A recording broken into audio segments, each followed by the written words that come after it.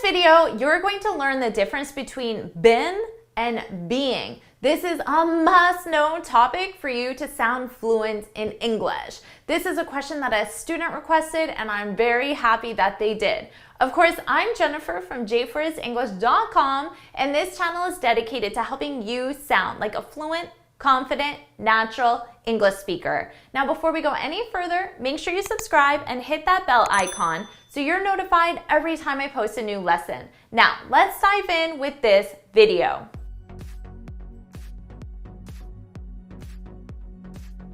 Let's talk about the difference between been and being. Both of these are simply different forms of the verb to be. So been is the past participle and being is the present participle. Now, when you use one or the other simply depends on the verb tense that the sentence requires. And how do you know which verb tense the sentence requires? Well, you need to look at your time reference and understand where you are on a timeline, and if you're talking about the past, the present, or the future, and how those actions interact with one another, okay? So we use been in the present perfect verb tense. For example, how have you been? The question, how have you been? This is in the present perfect. And then your answer could also be in the present perfect. I've been busy. I have, as a contraction, I've been busy.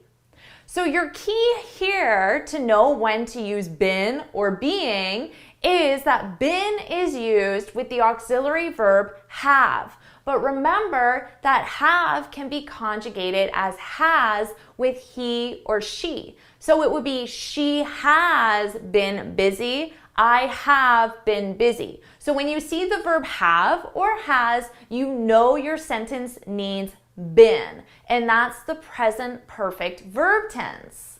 Now, another time we use been is in the past perfect. So, for example, I had been there. I had been there. Here, your key is that been is used with had. So had is just the past form of the verb have. So again, you can just memorize when you see have, even if it's in a different conjugation or in the past, you need been. Being, on the other hand, is used with completely different verb tenses.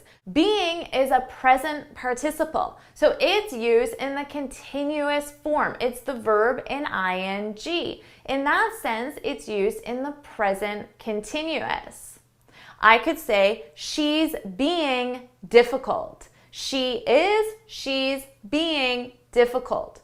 So here, your key is that being is used with the auxiliary verb to be. She is a form of the verb to be. It would be you are being difficult. Are is an auxiliary of the verb to be. So when you have the verb to be, you know you need being.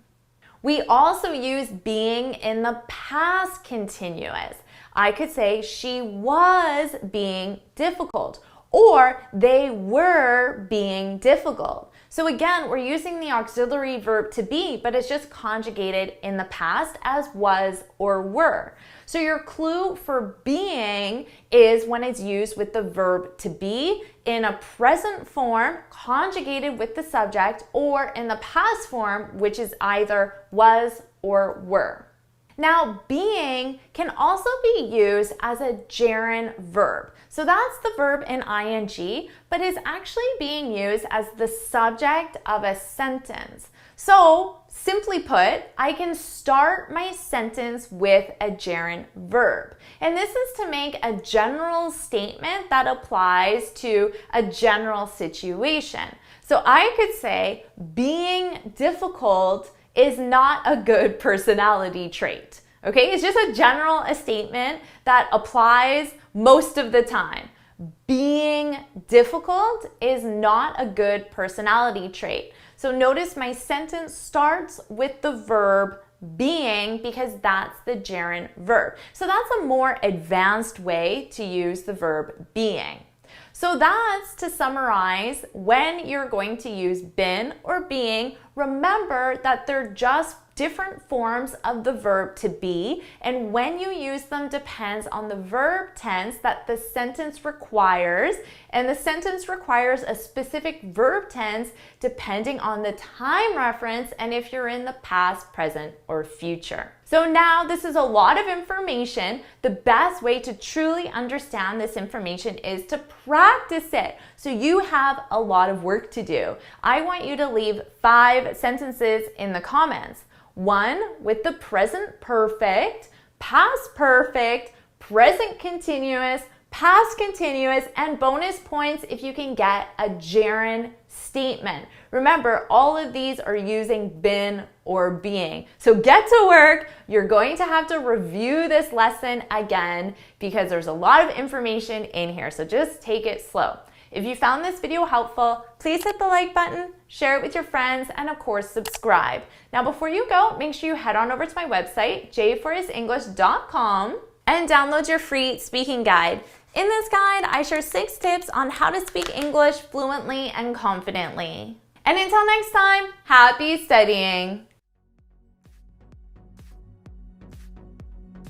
Awesome job! We're covering some very advanced grammar topics here. Take it slow, do the practice, review this video a few more times, and don't worry, you got this. I'll see you in my next video. Bye!